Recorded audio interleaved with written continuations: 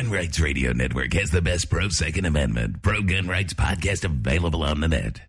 The podcasts are absolutely free when subscribing using iTunes or Zune Marketplace. Or if you want, you can just listen from the website. Make sure you visit gunrightsradio.com to subscribe. Podcasting freedom, one episode at a time. And there is, especially in production division, because you're limited to 10, there's no advantage to a higher capacity. So whether the stock gun holds 12 or 20, it doesn't really matter. Everybody's loaded to 10. And the reason being 10 gets into basically 10 rounds is legal in every single state that we shoot in. There are about 5 different states right now that still have magazine capacity restrictions on the books. The idea there is, obviously USPSA was developed well before IDPA was and well before the assault weapons ban. The limited 10 division and production were really born to a certain degree out of the assault weapons ban in '94, which has since sunset. There's been a call for eliminating the magazine restrictions, but I don't really think it's going to gain much traction in either L10. Actually, there's been talk about eliminating L10 altogether, but in terms of production, there's been some talk about increasing capacity there. I don't think it's going to gain any traction because of the existing states that still have restrictions, and I think the same thing applies to IDPA. Yeah.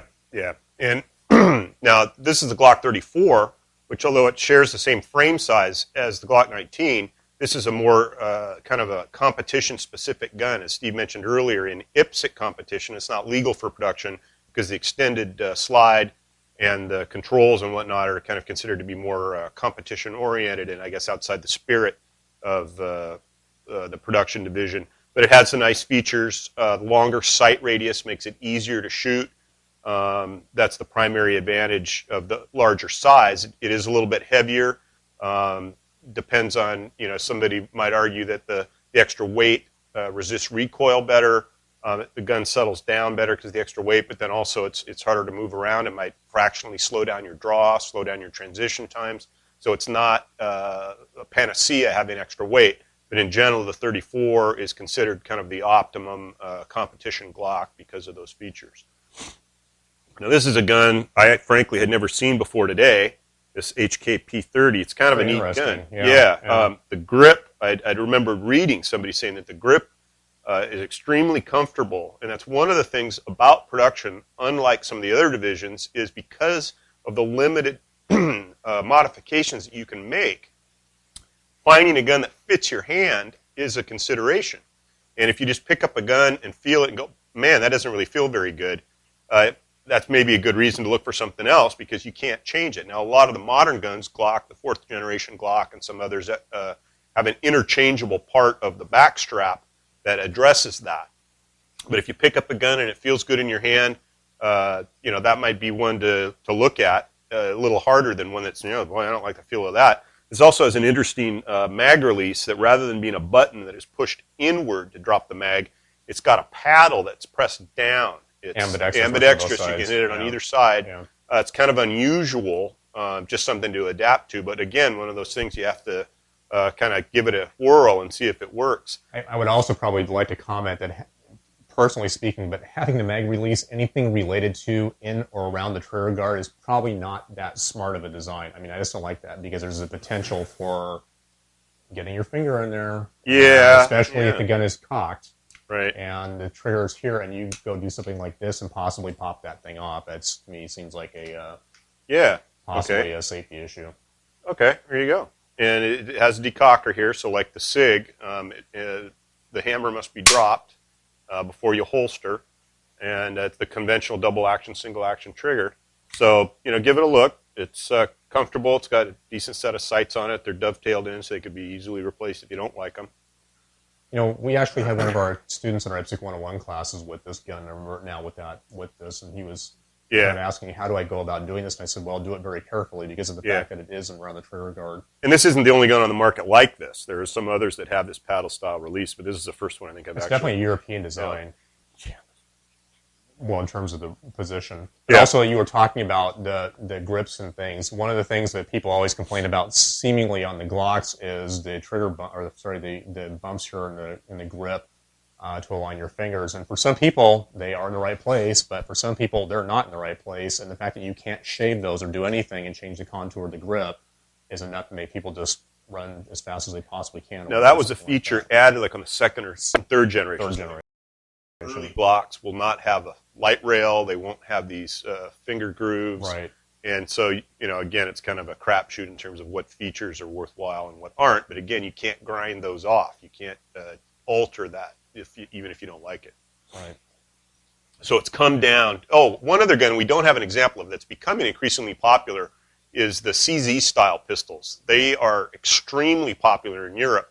I think in the United States, the 1911 style pistol is so overwhelmingly popular that we kind of lose sight of the fact that outside of the United States, it's not really seen all that much, and it's CZ75 and its derivatives. SP01, yeah. Yeah, are the popular pistols. And so if you go to an IPSC match and look in IPSC production, you'll see a lot of CZs, and they are of the traditional double action, single action style with a manual thumb safety, and they are making versions of it geared very much. It's interesting that it's the production division, but the popular guns are the ones that are designed specifically for competition. The features on them, sights and grips and whatnot, are to improve their performance. But my understanding is the SP01 was actually designed for some country's secret service or something. So it actually is a service pistol, but it's being adapted for use in competition, and we're seeing more of those in production and in stock Angus service Hobdell has kind of really pushed that whole entire thing of taking the SP01 and pushing it to the limits. And in fact, I think he has a signature model or something like that that's all set up with special sights and stuff like that for shooting IPSC production and USPSA production. For that so, amongst the production guns, we've covered the various features, sights, triggers, hammer droppers, this, that, and the other thing. What are we going to recommend for somebody who's shopping for a gun specifically for USPSA production or IDPA? I think, not to say that I'm a Glock fanboy, because I'm not, but even though I carry a Glock 19 as a carry gun, personally speaking, I think the Glock 34 is probably the all-around best option out there. It's got a reasonably decent trigger. The striker action trigger feels the same way every time you pull it. There are a lot of legal aftermarket things that are out there, like grip tape and things of this nature, and sights alone. That seems to be the thing that most people do is they change their sights. The first thing they change is the sights, because Glock sights are horrid. You won't get any argument here about that. But in mind, or in terms of a gun that is really set up for competition, the Glock 34 to me really is probably the only choice or the main choice that you'd want to get in terms of USPSA production, and would also work in IDPA SSP. Really good gun in terms of, from a competition standpoint, I think that's the way to go. However, again, we said before, is that you probably already own something that's sitting in your nightstand right now. By all means, that'll probably work nearly as well. Using this is not going to make you all of a sudden a much better shooter than what you are right now. You're only going to be able to really reap the benefits of this when you get out the higher level. So whatever you have right now is probably good enough for really starting right now, and later on you may want to go to something more specialized like a Glock 34. Yeah, I think Glock 34 is a good way to go. It'll get you started and has a lot of the features that are really favored. It's not going to hold you back, certainly. There's a lot of parts and services available, and it's never going to go out of style. It's never going to be obsolete, so it's a good place to start, and you'll probably end up there as well. And you can be your own gunsmith with a Glock 34. There's 32 parts, something like that, in a Glock altogether, including the magazine. It's extremely easy to take one of these things apart and change whatever you feel like in the gun, and if a spring breaks, it's easy to fix it. It's not like a 1911 or whatever